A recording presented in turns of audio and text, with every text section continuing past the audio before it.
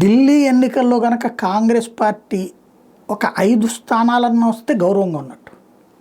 10 స్థానాలు వచ్చిందంటే గెలిచేసినట్టే. ఏది మొన్న కనుక 99 స్థానాలు వస్తే గెలిచినట్టు ఎట్లా ఫీల్ అయిందో అట్లా ఫీల్ అవ్వచ్చు.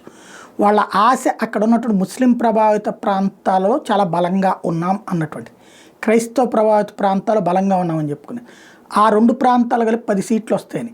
అలా కాకుండా ఈ 2 కొండలు ఢీకొంటున్నప్పుడు మధ్యలో పొటేల్లాగా నలిగిపోయి కాంగ్రెస్ పార్టీ కనుక దెబ్బతిందంటే కాంగ్రెస్ పార్టీ పరిస్థితి అగమ్య గోచరం అవుతుంది.